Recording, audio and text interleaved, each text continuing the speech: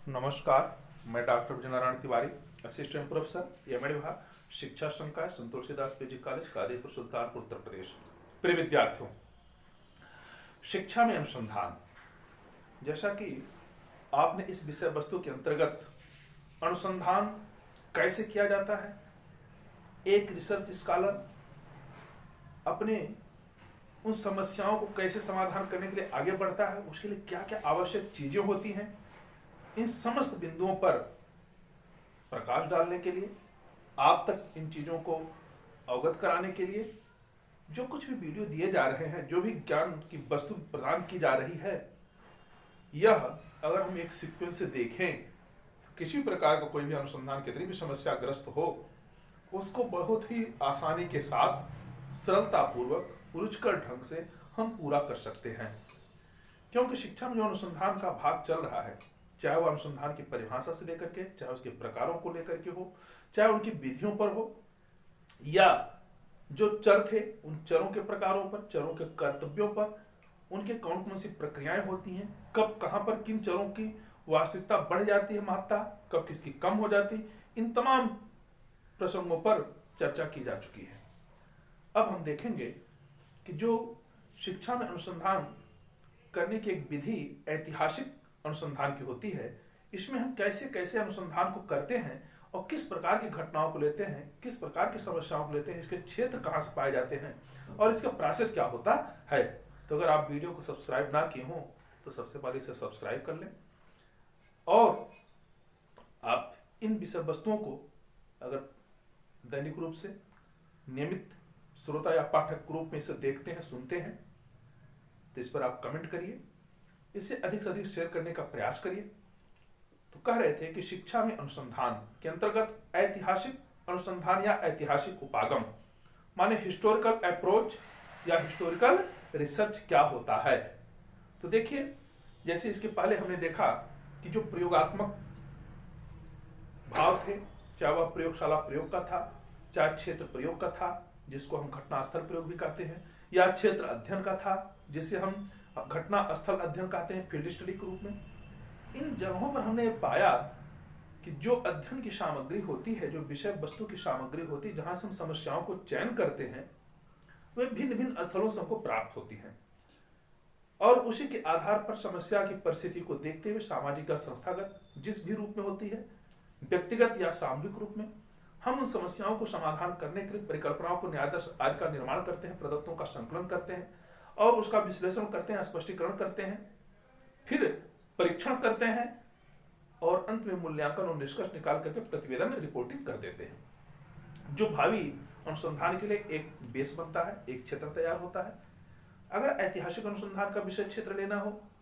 तो इसके लिए इसकी जो मेन विषय वस्तु होती है वह क्या है, वह है जो कुछ अब तक घटित हो चुका है,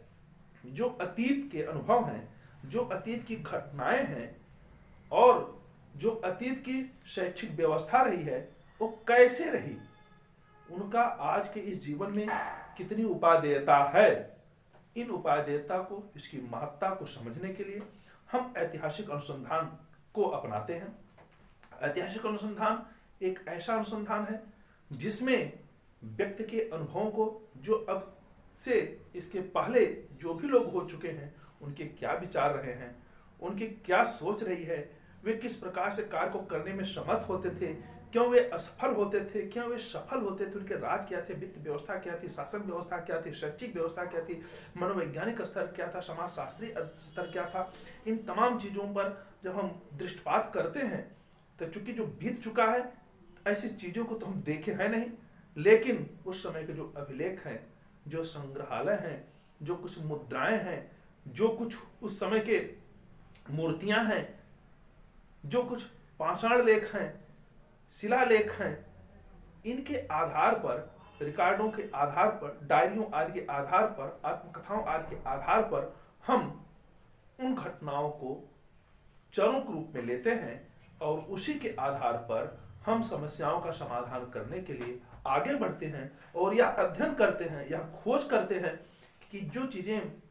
बीत चुकी हैं उस समय वो कैसे कैसे किन किन चीजों के द्वारा, वस्तुओं के द्वारा, किन प्रदत्तों के द्वारा, आंकड़ों के द्वारा उनको आज हम उपलब्ध कराएं कैसे उनको प्राप्त करें, जो कुछ हमारे पास प्राप्त संसाधन है, जो कुछ अभी अप्राप्त संसाधन है, इनको कैसे प्राप्त करने के लिए हम आगे प्रयास करें, और जो अतीत की घटनाएं हैं, जो अनुभव हैं, जो उनके विचार, जो उनकी कार्य करने की एक टेंडेंसी है, इन समस्त चीजों को देखते हुए वर्तमान में हम उन्हीं चरों को लेकर के, उन्हीं वेरिएबल्स को लेकर के, उन्हीं प्रदत्तों आंकड़ों को एकत्र करके समीचीन रूप से हम उसका आकलन करते हैं, उसका परीक्षण करते हैं, उसका मूल्यांकन करते हैं और एक निष्कर्ष पर पहुंचते हैं। तो रही बात जहां पे चरों की बात होती है, स्वतंत्र चर और आश्रित चर। अब तक हमने जो देखा, स्वतंत्र चर के आधार पर ही आश्रित चर अनुक्रिया करता है, लेकिन यहां पर क्या है, आश्रित चर के आधार पर स्वतंत्र चरों की प्रतिक्रिया को देखा जाता है, क्योंकि घटनाएं घट चुकी हैं, जो विषय सामग्री उस समय की उसको हम बदल नहीं सकते, उन चीजों को कुछ भी उसमें घटा बढ़ा नहीं सकते, रहेंगे वही। उनके आधार पर आज की व्यवस्था क्या है, जो स्वतंत्र चर है उसके अंदर क्या तब्दीली हो रही है, उसके अंदर क्या चीजें मिल रही है, किस प्रकार का उसका संबंध बन रहा है, इन चीजों का हम एक तरह से अन्वेषण करते हैं। इस पर हम परिकल्पनात्मक रूप से एक समाधान खोजने का प्रयास करते हैं और उसी से संबंधित, परिकल्पना संबंधित न्यायादर्श सैंपलिंग करते हैं, और जो न्यायादर्श चुनाव होता है वह समग्र का एक तरह से प्रतिनिधित्व करने में समर्थ होता है। जैसे संपूर्ण जनसंख्या को अगर हम नहीं ले सकते तो उसमें से कुछ को लेकर के उस पर हम जो कुछ रिसर्च करते हैं, उस पर जो कुछ परीक्षण करते हैं, तो उस कुछ पर जो कुछ भी परिणाम आता है वह समग्र पर, माने टोटल पर, पॉपुलेशन पर लागू होता है। जैसे भोजन बनाते समय आप चावल बना रहे हैं, सब्जी बना रहे हैं, तो उसमें बहुत अधिक मात्रा में वो सब्जियां होती हैं या चावल के दाने होते हैं, लेकिन हम सब दानों को छूते नहीं है, स्पर्श नहीं करते, किसी एक या दो दानों को चावल के कि पके हैं कि नहीं पके हैं, और उसको हम हाथों से दबा करके देख लेते, अगर पका है तो कहते पक गया है, तो वह 2-3 जो चावल है वे समग्र में टोटल जो उसमें असंख्य चावल हैं उनका क्या करता है, प्रतिनिधित्व कर देता है। ठीक उसी प्रकार से ऐतिहासिक दृष्टिकोण में भी, चूंकि इतिहास में क्या क्या हो चुका है वो हमें नहीं पता, लेकिन उससे संबंधित कुछ भी साक्ष्य या प्रमाण अगर हमको मिल जाते हैं तो उसी के आधार पर तत्कालीन शासन व्यवस्था, तत्कालीन वित्त व्यवस्था, तत्कालीन शैक्षिक व्यवस्था, सामाजिक व्यवस्था और मनोवैज्ञानिक व्यवस्था, दार्शनिक व्यवस्था, सब पर हम एक तरह से दृष्टिपात कर लेते हैं और उसका एक अनुमान लगा लेते हैं कि उस समय ऐसा होता रहा होगा, जिसे हम संभाव्यता कहते हैं। तो संभाव्यता, प्रोबेबिलिटी, एक ऐसा शब्द है अनुसंधान के लिए जिसमें पहले क्या हुआ होगा, माने जो बीत चुका है उसमें उस समय क्या रहा होगा, लोग कैसे रहते रहे होंगे, क्या खाते पीते रहे होंगे, किस प्रकार से शिक्षा लेते रहे होंगे, उनके व्यवसाय क्या रहे होंगे, इस प्रकार की जो हम चर्चाएं करते हैं, बातें करते हैं, इसी को हम प्रोबेबिलिटी कहते हैं, इसी को हम संभाव्यता कहते हैं। और उसी के आधार पर आज का जीवन क्या है, आगे क्या होगा, जो आगे घटनाएं होने वाली हैं, जो अभी आगे आने वाला समय है, उसमें जो कुछ हम कार्य करके एक अपना रोड मैप तैयार करते हैं, उसको हम संभावित कहते हैं, उसको हम पॉसिबल कहते हैं कि ऐसा करने से ऐसा हो सकेगा। तो यहां पे संभावना को और संभाव्यता को, दो चीजों को मूल रूप से समझने का हमें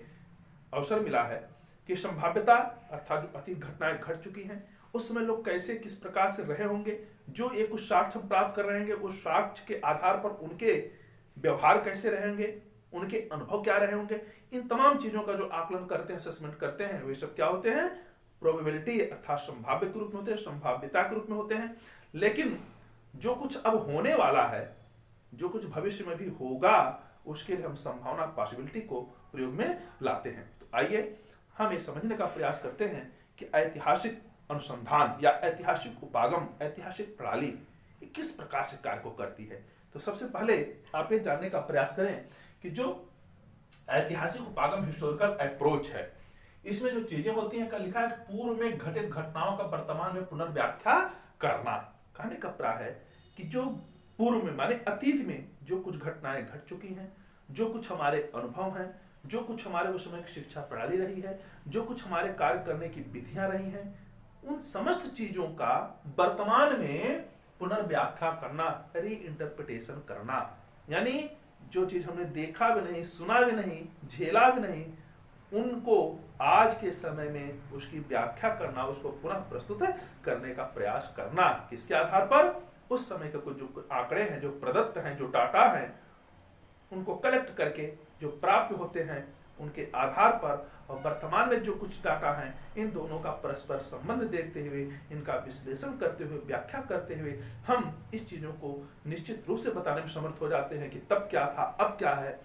तब कितनी अच्छाइयां थी, अब कितनी अच्छाइयां हैं। इन दोनों का तुलनात्मक एक तरह से कंपैरेटिव स्टडी भी कर सकते हैं। प्रदत्तों का संकलन, कलेक्शन ऑफ डाटा, यानी ऐतिहासिक अनुसंधान में, ऐतिहासिक उपागम में, इस प्रणाली में हम डाटा कलेक्शन कैसे करते हैं, प्रदत्तों का संकलन कैसे करते हैं। तो प्रदत्तों का संकलन करने से प्राय होता है कि जो कुछ अतीत में हो चुका है उनसे संबंधित अगर कुछ भी हमें अभिलेख मिल जाते हैं, कुछ मूर्तियां मिल जाती हैं, कुछ मुद्राएं मिल जाती हैं, कुछ उस समय के जो वास्तुकला है, चित्रकारिता है, अगर उससे संबंधित कुछ भी नमूने मिल जाते हैं, हम उसको अपना एक न्यायादर्श मान लेते हैं, उसको हम एक अपना सैंपलिंग मान लेते हैं, जिसके आधार पर हम जो भी कुछ कार्य करते हैं वह हमारे आज के इस समग्र पर या उस समय के अतीत में जो कुछ था वो संपूर्ण जनसंख्या पर प्रतिनिधित्व करने के लिए पर्याप्त माना जाएगा। इस तरह से कलेक्शन ऑफ डाटा,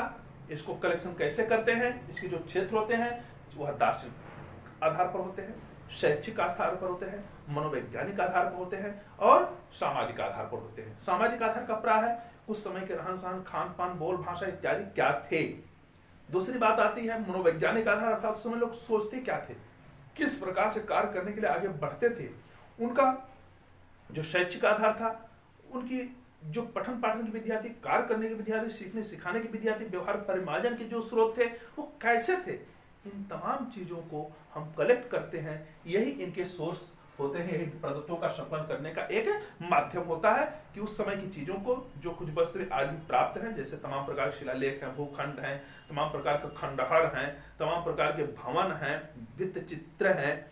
कुछ ऐसे शिलालेख मिलते हैं जैसे अशोक का, रुद्रदामन का, ये सब ऐसे शिलालेख है जो कुछ समय अपने लोगों ने, राजाओं ने लिखाया था, खुदवाया था, इसलिए कि मैं आज हूं, यह शिलालेख बहुत दिनों तक पड़ा रहेगा। तो ऐसी सी तमाम चीजें होती हैं जो भित्तियों पर लिख दी जाती हैं, उस समय को इतिहास को दर्शाने के लिए लिखी जाती हैं कि जो चीजें आज होंगी अगर भविष्य में कोई आएगा तो कम से कम इसको देख करके इस चीज को जान सकता है। जैसे घर बनता है, मंदिर बनता है, तो उसमें अपने धर्म के अनुसार कुछ चीजों को लोग लगा देते हैं। जैसे खुदाई हो, जब उसका एक तरह से देखा जाए कि पुरातत्व अन्वेषण करता हो तो किसके आधार पर काम करेगा, उन्हीं चिन्हों के आधार पर, उन्हीं प्रमाणों के आधार पर वह उसको सिद्ध करने का प्रयास करता है कि क्या घटित हुआ, क्या रहा होगा। तो इस तरह से संग्रह किया जाता है। प्रदत्तों का जो संकलन होता है वह प्राचीन काल में यानी पूर्व काल में, अतीत काल में जो कुछ भी उसके प्रमाण हैं, चाहे वे अभिलेख के रूप में मिलते हो, चाहे डायरी के रूप में मिलते हो, चाहे किसी खंडहर के रूप में मिलते हो, चाहे इमारत के रूप में मिलते हो, चाहे वे मुद्राओं के रूप में हो, चाहे मूर्तियों के रूप में हो, चाहे उस समय के खान पान से संबंधित जो कुछ हम सवारी इत्यादि करते थे, बैठने उठने चलने थे, व्यापार करते थे, खेल कूद से संबंधित चीजें होती थी, इन तमाम चीजों को अपना एक स्रोत मान लेते हैं। यही इनके सोर्स हैं और उन्हीं के आधार पर इनका हम संकलन करते हैं। अब आती है बात जो न्यायाधीश चयन प्रक्रिया होती है। न्यायाधीश चयन प्रक्रिया का प्राय होता है कि जो कुछ हम कार्य करने जा रहे हैं, क्योंकि वो भविष्य में तो हम देख नहीं सकते और जो बीत चुका है उसको हम समझ नहीं सकते, लेकिन जो कुछ बीत चुका अतीत की घटनाएं हैं, अगर उनमें हम समस्त चीजों को, समस्त सूचनाओं को एक साथ संग्रहित नहीं कर सकते, उनसे संबंध आंकड़ों को नहीं प्राप्त कर सकते, लेकिन अगर उसमें से कुछ भी मिल जाता है समकालीन उस, तो उसे लेकर के हम उसका एक सैंपलिंग कर लेते हैं। उसी को हम न्यायाधीश या प्रतिदर्श कहते हैं। सैंपलिंग का प्राय यह है कि हम तमाम चीजों का, जो जैसे किसी के शासन व्यवस्था का है, वित्त व्यवस्था का है, उसके उस समय की प्रणाली कैसे रही है, राजस्व कैसे आता रहा, उत्पादन कैसे होता था, कृषि कार्य कैसे होता, सैन्य व्यवस्था क्या होती थी, हम दो एक लोगों के शासन व्यवस्था को देख लेते हैं और उसके आधार पर कहते हैं उस समय के लोग ऐसे रहते थे, खान पान क्या था, हम दो एक का अध्ययन करते हैं और सब पर वह सामग्री पर लागू कर देते हैं। इस तरह से जो न्यायाधीश चयन प्रक्रिया होती है, सैंपलिंग प्रोसेस होता है, यह दो प्रकाश होता है। एक तो यादृश रैंडम होता है, दूसरा पक्षपात पूर्ण ब्यास्ट होता है। तो ब्यास्ट का प्राय होता है पक्षपात पूर्ण और यादृश का प्राय होता है रैंडम। रैंडम से प्राय होता है कि जो कुछ चीजें उस समय पर थी, जो आज हमें आंकड़ों के रूप में, प्रदत्तों के रूप में हमारे पास आ रही हैं, हम उन्हीं के आधार पर कार्य को करेंगे। लेकिन उसके आधार पर जो कुछ भी निर्णय आज हम ले रहे हैं, क्या वह उतना उपयुक्त होगा, इस पर संशय बन जाता है। कारण कि जो कुछ उस समय के इतिहास को हम देखते हैं, पुस्तकों को देखते हैं, उस समय की जो डायरियां उनको देखते हैं, हो सकता है जो कुछ लिखा गया हो, जिसने लिखा हो वह कहीं न कहीं किसी चीज से प्रभावित रहा हो, कुछ ऐसी चीजों से वह अपने को से जुड़ा हुआ महसूस कर रहा हो, या कहीं भय बस लिखा हो, द्वेष बस लिखा हो, या किसी से ईर्ष्या के भाव लिखा हो, या अत्यंत प्रेम के रूप में लिख दिया हो, तो वहां पर पक्षपात होने का एक तरह से क्या होता है, संशय होता है। एक प्रकार से हम इन चीजों को मान लेते हैं कि जो आंकड़े प्राप्त हुए हैं वे उतने ही अच्छे नहीं हैं, उतने विश्वसनीय नहीं हैं, जितना हम उनको स्वीकार करने के लिए आगे बढ़ रहे हैं। कभी कभी अनुसंधानकर्ता क्या करता है, उन्हीं आंकड़ों को, उन्हीं प्रदत्तों को बिल्कुल एकदम विश्वसनीय मान लेता है, उन्हीं को प्रमाणिक मानता है कि ऐसा रहा तो वो जरूर ऐसा ही है, गलत नहीं हो सकता, वो लिखे हैं तो लिखे हैं। नहीं, इतना हम उस पर गारंटी नहीं ले सकते, उसकी वैधता को इतनी बड़ी चुनौती हम नहीं दे सकते कि हाँ वो बिल्कुल सही है। कारण कि जो उस समय की तमाम परिस्थितियां रही होंगी, उसमें जो विषय वस्तुएं रही हों, हाँ हम मानते हैं कि उसमें कुछ सच्चाइयां हैं, लेकिन हम उसको आज के समय में बिल्कुल एक गारंटी के साथ दावा करें तो संभव नहीं है। इसलिए यादृच्छ रैंडम अर्थात जो भी कुछ विषय सामग्री हमें प्राप्त होती, आंकड़े मिलते हैं, वह यादृच्छ पर डिपेंड होते हैं। आवश्यकता के अनुरूप उनको प्रदर्शित करने के लिए, प्रस्तुत करने के लिए जब हम उसे लागू करते हैं तो वह उस पर डिपेंड करता है, निर्भर करता है कि हम उन्हीं आंकड़ों के आधार पर, उन्हीं चरों के आधार पर ही कार्य कर रहे हैं, ना कि दूसरा कुछ और चर उसमें मिलाने का प्रयास कर रहे हैं। और उसके आधार पर जो कुछ हम निष्कर्ष निकालते हैं, वह निष्कर्ष क्या होता है, पक्षपातपूर्ण भी हो सकता है।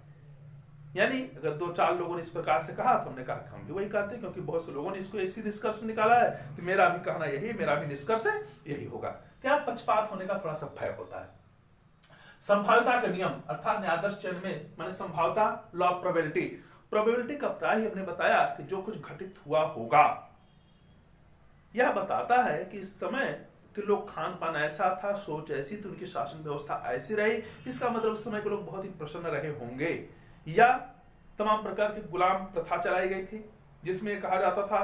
कि व्यक्ति स्वयं सिद्ध समान रूप से होता है, यानी ये स्वयं सिद्ध है, समस्त मानव एक समान होते हैं। यानी अब इस चीज को अगर हमें समझना हो कि स्वयं सिद्ध है कि समस्त मानव एक समान होते हैं, हो सकता है किसी का कथन हो, स्टेटमेंट ऑफ एनी बडी, इसको हम पूरी तरह से नहीं मान सकते सब लोग एक समान होते हैं। अगर ऐसा होता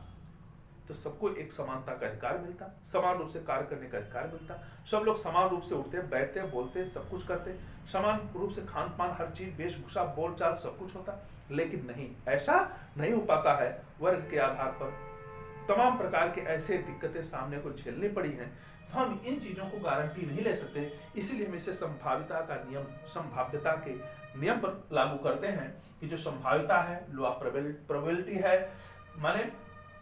क्या हुआ होगा, क्या होना चाहिए, इन चीजों के बीच में आकर के जो हम निर्णय लेते हैं, जो कुछ हम प्रक्रिया या न्यायाधीश का चयन करते हैं, वह एकमात्र उसका केवल नमूना होता है, एक उसका प्रदर्श होता है, एक उसका सैंपल होता है, एक उसका मॉडल होता है, जो यह सिद्ध करने के लिए आगे बढ़ता है कि उस समय ऐसा था, उसका मैं एक छोटा सा प्रमाण हूं, एक तथ्य, एक डाटा हूं। इसी के आधार पर जो कुछ भी आप निष्कर्ष निकालते हैं, वह उस समय के समस्त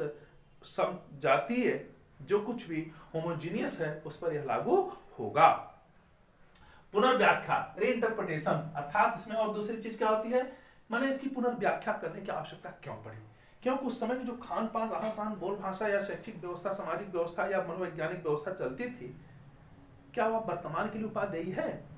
इसी का री इंटरप्रिटेशन होना जरूरी है, उसकी व्याख्या होनी जरूरी है। इसलिए ऐतिहासिक अनुसंधान की आवश्यकता पड़ती है और हम इस प्रकार के कोई ना कोई एक सैंपलिंग को ले लेते हैं, एक न्यायाधीश का चुनाव कर लेते हैं, जिसके आधार पर अपने उस परिकल्पना की पुष्टि के लिए आगे बढ़ते हैं, डाटा कलेक्शन करते हैं, उसका परीक्षण करते हैं, एनालिसिस करते हैं और निष्कर्ष को निकालते हैं तथा प्रतिवेदन रिपोर्टिंग कर देते हैं।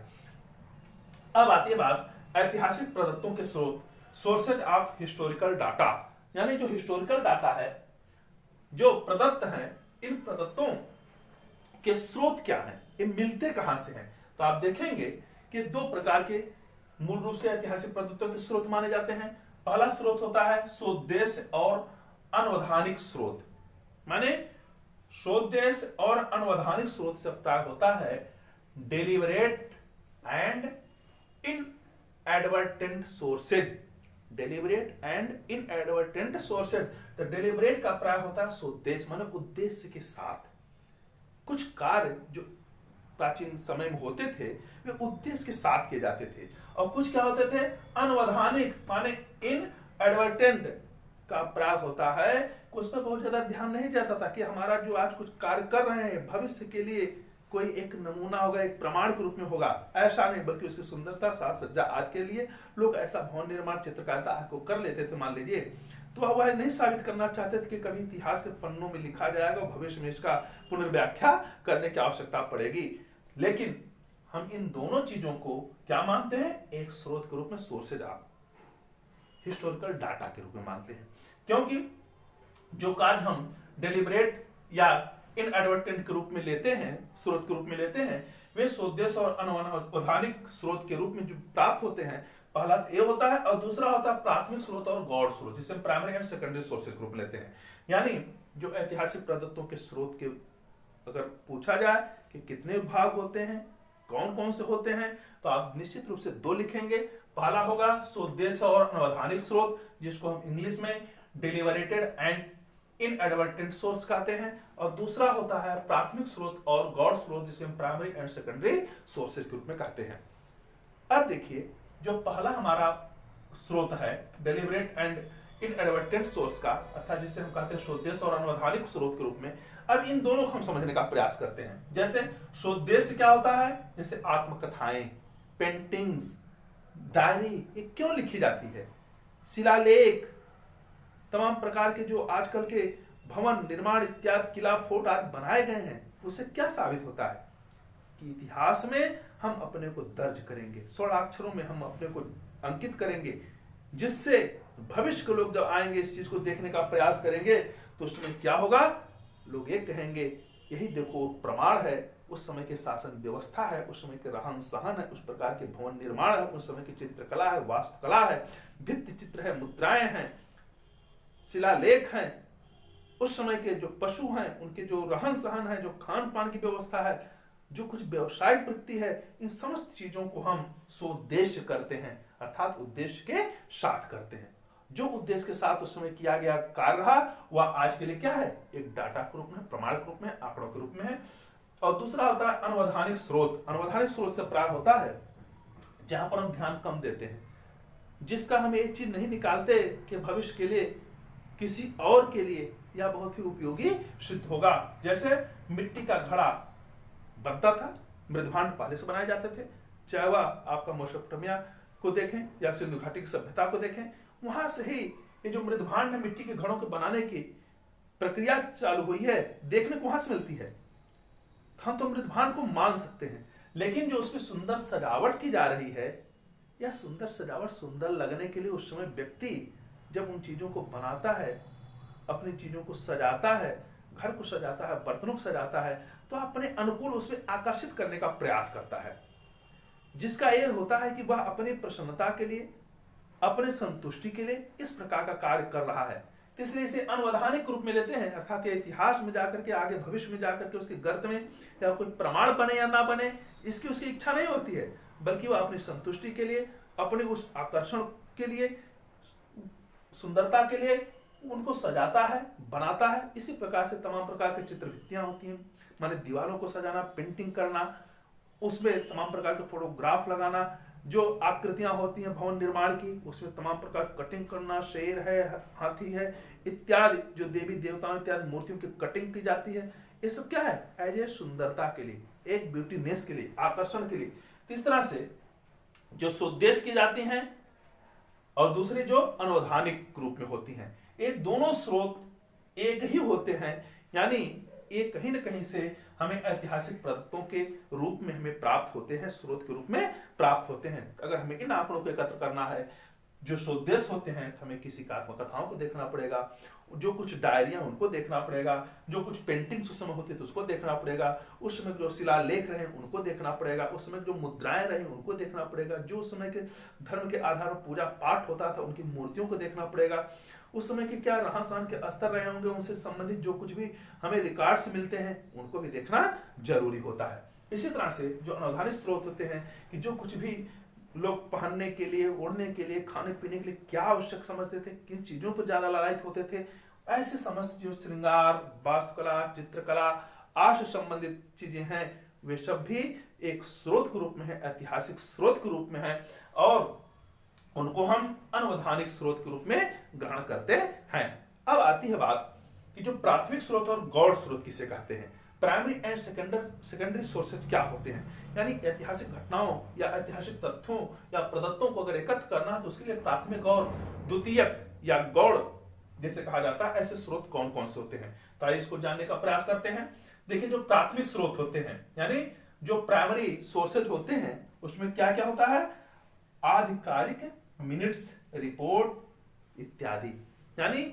जो कुछ भी आधिकारिक रूप से तमाम प्रकार के उसमें राजाज्ञा है, जो शासनादेश हैं या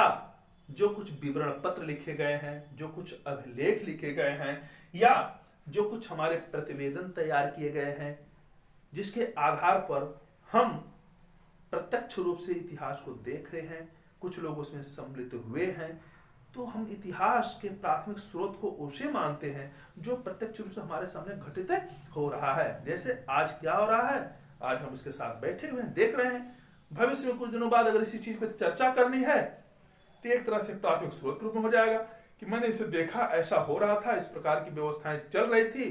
तो वह एक आंकड़ा प्रदत्त के रूप में अपने को चर के रूप में वहां पर उपस्थित कर सकता है। दूसरी चीज होती है गौड़ स्रोत, जिसे हम कहते हैं सेकेंडरी सोर्सेज। सेकेंडरी सोर्सेज का प्राय होता है कि इसमें तो प्राथमिक स्रोत ये सब होते ही हैं, लेकिन इसके साथ साथ एक अन्य व्यक्ति इससे संबंधित होता है, यानी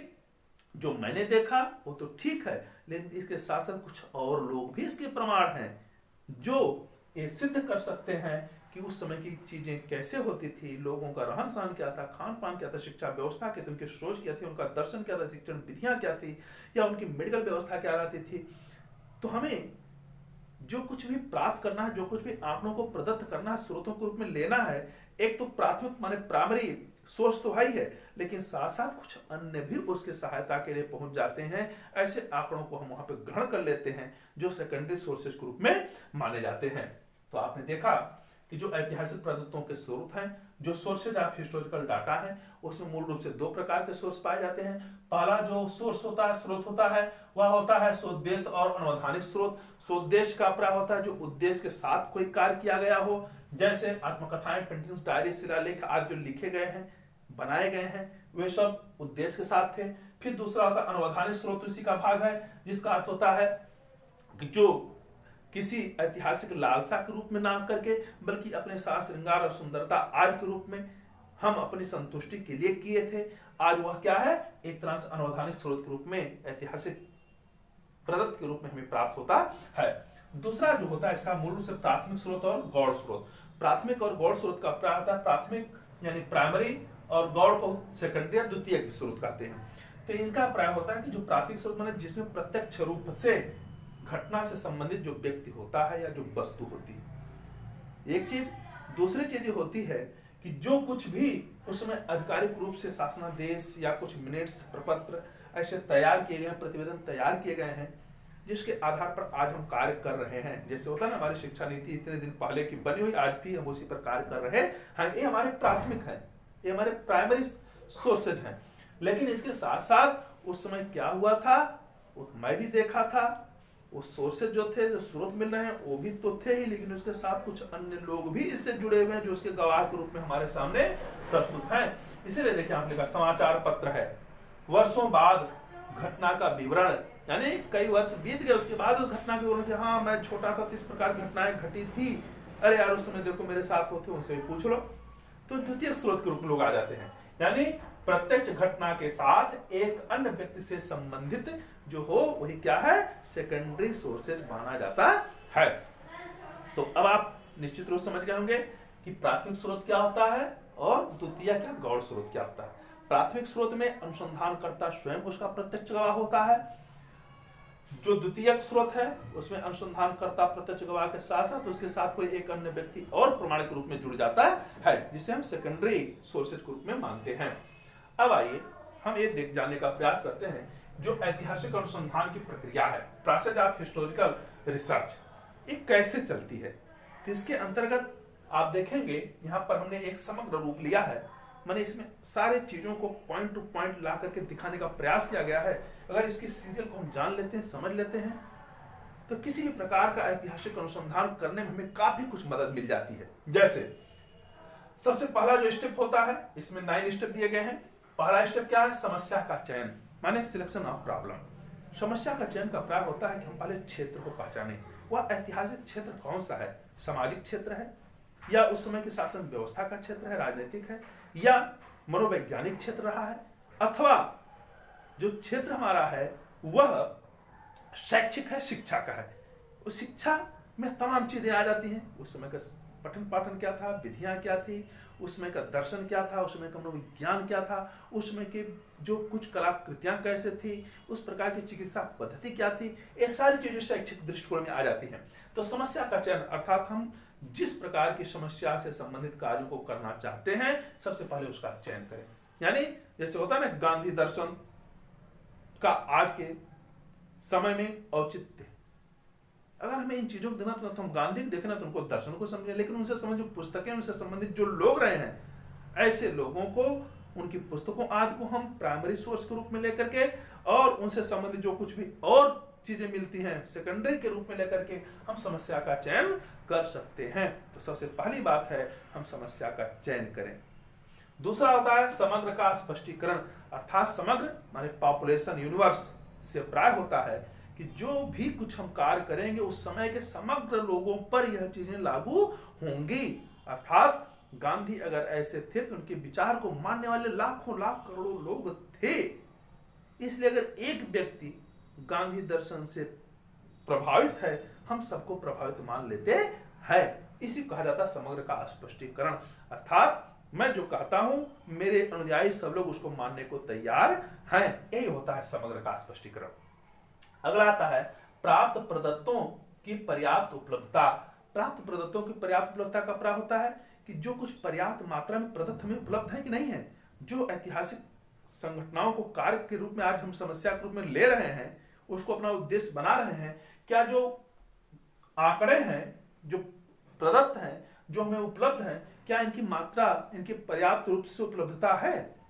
क्योंकि समस्या से संबंधित जो कुछ भी आंकड़े हैं वो पर्याप्त रूप में हमारे पास उपलब्ध होने आवश्यक है। अगर उनकी उपलब्धता में कमी है तो हमें कुछ और सोचना पड़ेगा। लेकिन अगर उस समस्या से संबंधित जो आंकड़े हैं प्रदत्त हैं वो पर्याप्त रूप में जितना हमें चाहिए अगर वे उपलब्ध हैं तो कार्य करने में आसानी होगी। इसलिए जो भी कुछ प्रदत्त हो, जो कुछ भी आंकड़े हो, उस समस्या से संबंधित जो कुछ हम संग्रहित कर रहे हैं डाटा, वे पर्याप्त रूप में उपलब्ध होने चाहिए। अगला आता है प्रदत्तों का संकलन, डाटा कलेक्शन हम कैसे करें। डाटा कलेक्शन के लिए अभी तक हमने बताया कि उसके लिए देखिए तमाम प्रकार की चीजें होती है, जिसमें हम ऐतिहासिक रूपों से जो कुछ घटनाएं घटी हुई, जो कुछ शिलालेख हैं, जो कुछ हमारे उस समय के चित्र भित्तियां हैं या मृदमांड हैं या जो कुछ मुद्राएं हैं, जो कुछ डायरियां हैं, पेंटिंग्स हैं, इन तमाम चीजों को लेकर के हम इन स्रोतों को बता सकते हैं। अर्थात कुछ ज्ञात प्रदत्तों को देखना, यानी जो कुछ हम जानते हैं ऐसे आंकड़ों को ले आना। जैसे भगवान की मूर्ति, मनुष्य का आकार, कहा जाता है कि पहले बंदर की तरह था, आज धीरे धीरे वो मनुष्य के रूप में होगा, चिंपांजी उसका पूर्वज माना जाता है। तो इस प्रकार से जो कुछ हमें ज्ञात है। दूसरा आता है नवीन प्रदत्तों को प्राप्त करना, अर्थात उससे संबंधित क्या कुछ और ऐसे प्राणी हैं जो उसके समजाति लगते हैं, उनको भी प्राप्त करना नवीन रूप से। फिर होता है पूर्व एवं नवीन प्रदत्तों को प्राप्त करना, यानी जो पहले के प्रदत्त हैं आंकड़े हैं और जो नए आंकड़े हैं, इन दोनों को अगर कलेक्ट कर लेते हैं तो हमारा जो कलेक्शन ऑफ डाटा है यह पूर्ण हो जाता है, जिसके अंतर्गत 3 चीजें आती हैं। एक तो जो कुछ भी प्रदत्त हैं हमें हमारे पास ज्ञात रूप में है, स्थित हैं, उनको फिर जो कुछ नवीन आंकड़े हैं उनको मिलाइए, और फिर पुराने और नवीन दोनों आंकड़ों को मिला करके कार्य को करना। आलेख लिखना, आलेखन का प्राय होता है कि जब तक ऐतिहासिक संदर्भ पूर्ण करना हो तो तभी पूर्ण होगा जब हम आलेख लिखते हैं, अर्थात उसकी रिपोर्टिंग करते हैं। जब तक हम रिकॉर्ड नहीं करेंगे, जब तक हम आंकड़ों के आधार पर उसकी व्याख्या नहीं करेंगे, लिखेंगे नहीं, तब तक वे ऐतिहासिक जो स्रोत हैं, जो कुछ आंकड़े हैं, उनकी उपलब्धता साबित नहीं हो पाएगी। इसलिए अगला पैसेज आता है कि जब समस्या का चयन हो गया है, समग्र का माने पॉपुलेशन का पूरा तरह से स्पष्ट क्लेरिफिकेशन कर दिया गया हो, और जो प्राप्त प्रदत्त है उनकी संख्या भी, उपलब्धता भी पर्याप्त रूप में प्राप्त हो रही है, प्रदत्तों का संकलन हमने ज्ञात रूप से, और जो प्रदत्त हैं नवीन उनको, और पूर्व एवं नवीन प्रदत्तों को प्राप्त करने के लिए हमने जो कुछ संकलन कर लिया है, माने ज्ञात और अज्ञात, नवीन और पुराने, ऐसे समस्त स्रोतों के आधार पर हमने जो आंकड़े कलेक्ट किया है, उन आंकड़ों के आधार पर आलेख लिखना, अर्थात अब हमें क्या करना है, आलेखित करना है, माने उसको लिखना है, उसको एक तरह से वर्णित करना है। लेखन और प्रदत्तों का परीक्षण की अंतः क्रिया, अब हम जो कुछ लेखन कर रहे हैं और उनका, और जो हमारे आंकड़े हैं, उन आंकड़ों के आधार पर जो कुछ भी लेखन कार्य चल रहा है, आलेखन हो रहा है, उसका परीक्षण और उसकी अंतःक्रिया, उन दोनों में इंटरएक्शन हो रहा है कि नहीं हो रहा है, क्या वे दोनों एक दूसरे से कोरिलेटेड हो रहे हैं कि नहीं हो रहे हैं, इन चीजों को हमें देखना आवश्यक होता है। फिर आता है अनुसंधान के विवरणात्मक पक्ष को पूर्ण करना, अर्थात अगली प्रक्रिया क्या है, जो अनुसंधान रिसर्च हमारा है उसके विवरणात्मक पक्ष को पूर्ण करना, अर्थात जिसमें हम विवरण देते हैं, तमाम चीजों को ला करके प्रस्तुत करते हैं, एक रिकॉर्ड के रूप में, एक प्रमाण के रूप में, एक संदर्भ के रूप में, रेफरेंस के रूप में, उनके पक्षों को पूर्ण करना। फिर अगला पैसेज आता है कि अनुसंधान के व्याख्यात्मक पक्ष को पूर्ण करना, अर्थात अनुसंधान से संबंधित जो कुछ भी हमारे आंकड़े उसकी पूर्ण रूपेण से व्याख्या करना, उस विषय वस्तु का सिचुएशन की पूर्ण व्याख्या करना। और अंत में आता है वर्तमान व भावी परिकल्पनाओं के लिए प्रदत्तों की उपयोगिता। हम यह भी कह सकते हैं जो कुछ हमारे आंकड़े जुटाए गए हैं, जो एक ऐतिहासिक दृष्टिकोण से संलग्न किए गए हैं, संकलित किए गए हैं, वे आज के लिए भी और भविष्य में आने वाले समस्याओं के समाधान के लिए ये आंकड़े क्या हैं, अत्यंत उपयोगी हो सकते हैं। इस तरह से आपने देखा ऐतिहासिक उपागम, ऐतिहासिक अनुसंधान की विधि क्या होती है, एक किस प्रकार से प्रयोग में लाई जाती है, इसके लिए कौन कौन सी मूल चीजें आवश्यक होती हैं, इन पर एक हम पुनः दृष्टिपात करते हैं, इसे एक बार दोहराने का प्रयास करते हैं, जिससे जो चीजें आपके समझ ना आई हो उसको अच्छी तरह से समझ सके। अब देखिए, जैसे पूर्व में घटित या अतीत में घटित जो कुछ घटनाएं हैं, जो कुछ अनुभव हैं, जो कुछ भी उस समय के शासन व्यवस्था रही हो, शिक्षा व्यवस्था रही हो, इससे संबंधित घटनाओं का, विषय वस्तुओं का वर्तमान में रीइंटरप्रिटेशन करना, माने पुनर्व्याख्या करना, इसकी आवश्यकता है। इसीलिए आजकल तमाम ऐतिहासिक अनुसंधान किए जा रहे हैं। जो कुछ भी घट चुका है, एक ने किया, किसी एक दार्शनिक के आधार के नाम पर, किसी मनोवैज्ञानिक की खोज के आधार पर, आज उस पर अनेकों प्रकार के ऐतिहासिक अनुसंधान किए जा रहे हैं। पूर्व की बीती हुई घटनाओं पर, उनके अनुभवों के आधार पर, उसमें कैसे सीखने के नियम बनाए गए थे, आज उसका क्या रोल है, उस समय कबीरदास ने क्या कहा, आज उन लोग क्या कह रहे हैं, तुलसीदास के वचन क्या रहे, रविदास के वचन क्या, ये सारी चीजें कहां से आती हैं, जो ऐतिहासिक रूप से कही जा चुकी है, उनकी पुनर्व्याख्या आज करना। हम कहते हैं विश्व गुरु, क्यों? क्योंकि उस समय के लोग ऐसे थे, उसकी व्याख्या आज फिर करनी पड़ रही है। यही है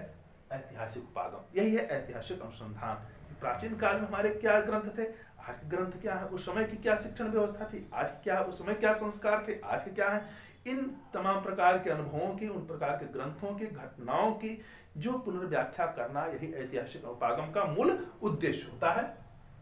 प्रदत्तों का संकलन, कलेक्शन ऑफ डाटा हम कहां से करते हैं, कलेक्शन ऑफ डाटा, जो कुछ घटनाएं घट चुकी उससे संबंधित जो कुछ भी शिलालेख हैं, जो कुछ भी डायरी हैं, जो कुछ हमारे पास आत्मकथाएं हैं, या जो कुछ भी उस समय की मुद्राएं हैं, इन सारी चीजों को हम संकलित करके, जो कुछ लेख हैं, किताबें लिखी गई हैं, पुस्तकें लिखी गई हैं, जो उनके विचार संबंधित तमाम प्रकार के नीति वाक्य बनाए गए हैं, और उनके जो कुछ अनुयायी लोग रहे हैं, ऐसे लोगों के आधार पर हम आंकड़ों को कलेक्ट करते हैं, संकलित करते हैं, और उसी के आधार पर अनुसंधान को आगे बढ़ाते हैं। न्यायाधीश चयन की प्रक्रिया, न्यायाधीश चयन प्रक्रिया का प्रक्रिया होता है, असेंबली का प्रक्रिया होता है कि हम समग्र में से अर्थात उस समय की जो भी तमाम लोगों की शासन व्यवस्था को देखना, प्राचीन काल में लोग कैसे रहते थे, क्या खाते पीते थे। अब समस्त मानव को तो हम नहीं देख सकते, लेकिन उसमें से 2-4 लोगों पर अगर हम परीक्षण करते हैं, 2-4 आंकड़े हमसे उससे संबंधित मिल जाते हैं, तो उस पर जो भी कुछ कार्य करते हैं, जो कुछ भी रिस्पांस आता है वह सब पर लागू होता है। इसी को हम कहते हैं न्यायाधीश चयन की प्रक्रिया। अर्थात हम प्रत्येक मानव को तो नहीं देख सकते, प्रत्येक घटनाओं को तो नहीं समझ सकते, लेकिन उसमें से कुछ घटनाओं पर हम कार्य करेंगे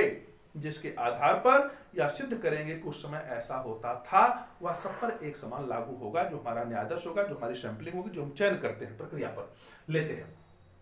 इसमें यादृच्छ और पक्षपातपूर्ण 2 प्रकार के भाव हो जाते हैं। यानी जो कुछ न्यायाधीश हम चयन करते हैं उसका जो रिजल्ट रैंडम भी हो सकता है, यादृच्छ पर आधारित हो सकता है, या जो कुछ आंकड़े हैं उन आंकड़ों के आधार पर जो कुछ हम व्याख्या करते हैं उसमें कुछ ना कुछ व्यास भी आ सकता है, अर्थात पक्षपातपूर्णता का दोष भी लग सकता है। उसमें कुछ हम संभाव्य प्रोबेबिलिटी को भी ला सकते हैं, संभाविता और पॉसिबिलिटी को भी ला सकते हैं, तथा वन साइडेड भी हो सकता है। इसका अभिप्राय क्या है? इसका अभिप्राय होता है कि जो कुछ न्यायाधीश की चयन प्रक्रिया है जिसके आधार पर हम नमूना ग्रहण कर ले रहे हैं, जे एक नमूने के आधार पर हम कार्य करने के लिए आगे बढ़ते हैं। जैसे न्यायाधीश को बहुत सरल भाषा में समझने के लिए सबसे सरल उदाहरण है, व्यक्ति के शरीर में एक बूंद ब्लड के आधार पर उसके पूरे शरीर में रक्त में क्या क्या चीजें हैं, कितनी शर्करा है, कितने प्रकार के उसमें अन्य केमिकल्स हैं, उनके स्तरों को ज्ञात किया जा सकता है। और वही एक बूंद ब्लड जो है पूरे शरीर के ब्लड का नेतृत्व कर देता है। ठीक उसी प्रकार से जो कुछ भी घटनाएं हैं, जो कुछ भी हमारे अनुसंधान की विषय वस्तु है, उससे संबंधित अगर थोड़ा सा भी एक भी नमूने आंकड़े हम प्राप्त कर लेते हैं, वही हमारा न्यायाधीश कहलाता है। और वह न्यायाधीश यादृच्छिकता के आधार पर रैंडम भी हो सकता है या पक्षपातपूर्ण भी हो सकता है। कभी कभी ऐतिहासिक घटनाएं जो हम देखे नहीं हैं, ऐसी घटनाओं को हम केवल समझते हैं, कभी कभी बहुत अधिक उत्साह में उसको बता ले जाते हैं, कभी कभी उसमें हीन भावना से बता देते हैं, तो जिससे उसमें सच्चाई थोड़ा सा दूर हो जाती है। इसीलिए कहा था पक्षपातपूर्ण भी हो सकता है और यादृच्छिक रैंडम भी हो सकता है, मैंने जो वास्तविकता उससे बिल्कुल सही रास्ते पर जा सकता है। संभाव्य प्रोबेबिलिटी और संभाव्यता और एक तरफा वन साइडेड से अभिप्राय क्या होता है? संभाव्य का अभिप्राय होता है प्रोबेबिलिटी, प्रोबेबिलिटी का अभिप्राय होता है कि जो वर्तमान में ना होकर के बल्कि जो अतीत में घट चुकी हैं, उस समय के लोग कैसे रहते रहे होंगे, कैसे पढ़ते रहे होंगे, कैसे खाते पीते रहे, उनका व्यवसाय क्या रहा होगा, जो इस प्रकार की सोच है, जो इस प्रकार का कथन है, उसे हम क्या कहते हैं? संभाव्य, प्रोबेबिलिटी कहते हैं। और संभावित का प्राय होता है पॉसिबल, पॉसिबल का प्राय होता है कि भविष्य में कैसा होगा, आज तो हम कर रहे हैं, इसका परिणाम आगे क्या निकलेगा, इसे हम संभाव्य कहते हैं। एक तरफा का प्राय होता है कि जो हमारे न्यायाधीश हैं, कभी कभी इस पर वन साइडेड होने का आरोप भी लग जाता है। वन साइडेड होने का आरोप का प्राय है कि जो कुछ भी हमारे आंकड़े, उन्हीं आंकड़ों के आधार पर ही हम समस्त प्रकार का डिस्क्रिप्शन कर देते हैं, इंटरप्रिटेशन कर देते हैं, अन्य चीजों को, तथ्यों को और नहीं जुटा पाते हैं। इसीलिए जब ऐतिहासिक अनुसंधान करना हो तो उसके लिए क्या होना चाहिए? जितने भी आंकड़े हों वो पर्याप्त मात्रा में उपलब्ध होने चाहिए, तभी उस समस्या का वास्तविक समाधान, वैज्ञानिक समाधान किया जा सकता है। इसलिए वन साइडेड होने का भय बना रहता है। दूसरी चीज आती है ऐतिहासिक प्रदत्तों के स्रोत क्या होते हैं, सोर्सेज ऑफ हिस्टोरिकल डाटा कौन कौन से होते हैं। तो इसमें मूल रूप से स्वदेश और अनवधानिक स्रोत माने जाते हैं, जिसको हम डेलिबरेट या इनएडवर्टेंट सोर्स के रूप में मानते हैं। तो डेलिबरेट में क्या होता है, स्वदेश में क्या होता है, जिससे आप लगता है पेंटिंग्स, डायरी, शिलालेख, अभिलेख इत्यादि दिए जाते हैं। और अनवधानिक स्रोत में जैसे जो चीजें हमारी केवल आवश्यकताओं की पूर्ति के लिए लाई गई थी और उस समय और आज के लिए वे प्रमाण के स्रोत के रूप में आ रही हैं, उन्हें अनवधानिक कहते हैं। जैसे मिट्टी का घड़ा बनता था, सब लोग बनाते थे, लेकिन कुछ लोग उसमें पेंटिंग कर लेते थे, उसमें कुछ लोग चित्रकारिता कर लेते, सुंदरता बढ़ाने कर लेते थे। ये सारी चीजें जो होती है अनवधानिक स्रोत के रूप में मानी जाती है, माने इनएडवर्टेंट के रूप में मानी जाती है। दूसरा जो स्रोत होता है वह प्राथमिक स्रोत और गौड़ स्रोत के रूप में लिया जाता है। प्राथमिक स्रोत प्राइमरी एंड सेकेंडरी सोर्सेज का प्राय होता है कि कुछ चीजें ऐसी होती हैं जो मूल रूप से अनुसंधानकर्ता के प्रत्यक्ष संपर्क में आती हैं, जिसको देखा जाता है और कुछ दिनों बाद जाकर उसकी व्याख्या को करने का प्रयास करता है। जैसे आधिकारिक कुछ मिनट्स हैं, कुछ रिपोर्टें हैं, कुछ शासनादेश हैं, राजाज्ञा हैं, जिसके आधार पर वह कार्य को किया है, वह प्रत्यक्ष घटना से संबंधित है, स्वयं होता है और वह प्राथमिक स्रोत के रूप में वहां पर प्रस्तुत होता है। दूसरा होता है गौड़ स्रोत यानी सेकेंडरी सोर्सेज। इसके लिए से किसी समाचार पत्र में कुछ निकला, हमने पढ़ा, लेकिन हम उससे रिलेटेड नहीं है, उन घटनाओं को किसी ने कैसे क्या किया, हम उसके एक साक्ष्य के रूप में कहलाते, मैंने पढ़ा था, मैंने इन चीजों को सुना था। इस तरह से उसका विवरण यानी प्रत्यक्ष घटना के साथ, यानी जो प्रत्यक्ष घटना चल रही है, माने जो प्राथमिक स्रोत है उसके साथ साथ सेकेंडरी जो सोर्स है उसमें कोई एक अन्य व्यक्ति भी उसे संबंधित होता है। इसलिए प्राथमिक स्रोत में अनुसंधानकर्ता स्वयं रहता है, और जो सेकेंडरी सोर्स होता है, गौड़ स्रोत या द्वितीयक स्रोत जो होते हैं, उसमें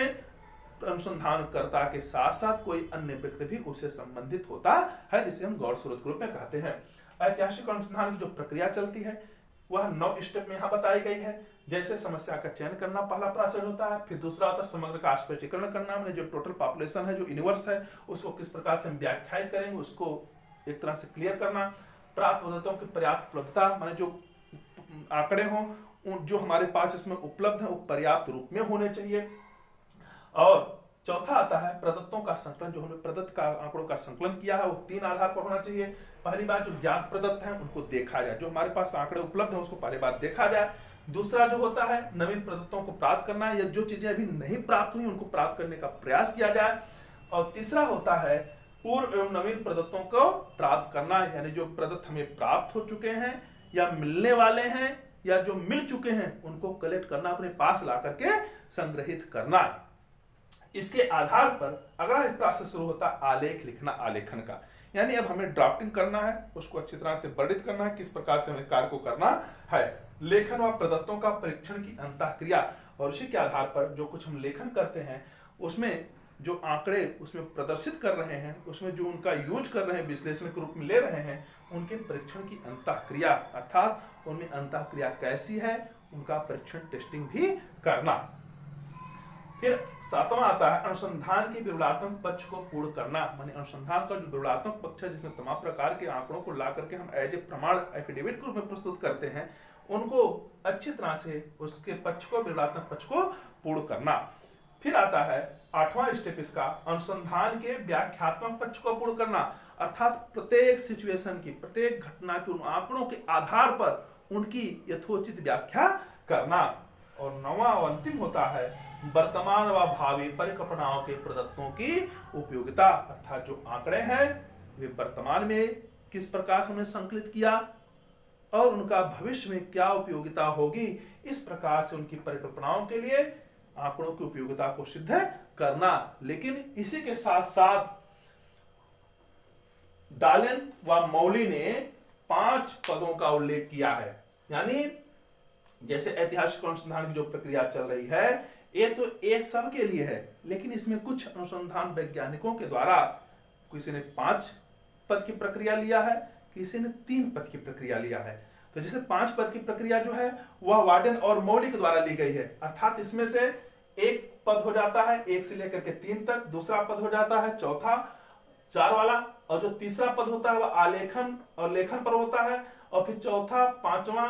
हो जाता है अनुसंधान का विवरणात्मक, व्याख्यात्मक और परिकल्पनात्मक निष्कर्ष के रूप में भाव।